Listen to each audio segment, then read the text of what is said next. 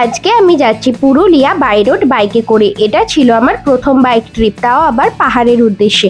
I hope বুঝতেই পারছো আমি ঠিক কতটা এক্সাইটেড ছিলাম। হাই, আমি প্রিয়া। আমি শেয়ার করব কিভাবে এই পুরো জার্নিটা কমপ্লিট করলাম আমার এই মিনি ব্লগে। বাড়ি থেকে প্রথমে বেরিয়ে পড়েছিলাম ঠিক ভোর 5টায়। যাওয়ার পথে সবার আগে বাগনান কালীবাড়িতে নেমে মাকে ভক্তি ভরে প্রণাম করে নিলাম, কারণ তো জানোই মায়ের দর্শন করে বেরোলে যে কোনো যাত্রা শুভ হয়। তারপর সোজা হাইওয়ে ধরে এগিয়ে গেলাম গন্তব্যের উদ্দেশ্যে। এই দেখো, কথা বলতে বলতে জনপ্রিয় কোলাঘাট ব্রিজটাও পেরিয়ে চললাম। কত সুন্দর লাগছিল, তাই না? তারপর বেশ অনেকটাই রাস্তা অতিক্রম করে আসার পর একটা দোকানে দাঁড়িয়ে ব্রেকফাস্টটাও করে নিয়েছিলাম। এখানে কিছুক্ষণ রেস্ট নিয়ে আবারও যাওয়া শুরু করলাম কংসাবতী নদীর উপরে গড়ে ওঠা এই সেতুর উপর দিয়ে। মেদিনীপুর টু বেলপাহাড়ি হয়ে পুরুলিয়া রুটটা আমরা চুজ করেছিলাম। সত্যি এ যেন এক আলাদা এক্সপিরিয়েন্স। ঠান্ডা বাতাস আর খোলা আকাশের মাঝে সবুজে ঘেরা জঙ্গলের অপরূপ সৌন্দর্য দেখতে দেখতে বাইকে করে যাওয়ার আনন্দটাই অন্যরকম। হয়তো ট্রেনে বা বাসে করে গেলে এতটা ক্লোজলি ফিল করতেই পারতাম না। আর দেখো, দেখতে দেখতে প্রায় 7 ঘন্টার মধ্যেই আমরা পুরুলিয়া পৌঁছে গেলাম। এই হলো আমাদের হোটেল পলাশ অযোধ্যা। হোটেলটা ছিল অযোধ্যা ফরেস্ট অফিসের খুবই সামনে। ব্যালকনি থেকে ভিউটা দারুণ না? খুবই সুন্দর, শান্ত, নিরিবিলি, সবুজে ঘেরা পরিবেশ। দেন ফ্রেশ হয়ে লাঞ্চ করতে বেরিয়ে পড়লাম। মেনুতে ছিল ফিশ, চিকেন, সবজি আরো অনেক কিছু। তারপর একটা লম্বা রেস্ট নিয়ে বেরিয়ে পড়লাম ঘুরতে। আর দেখো, অলরেডি বিকেল গড়িয়ে যেতে চললো।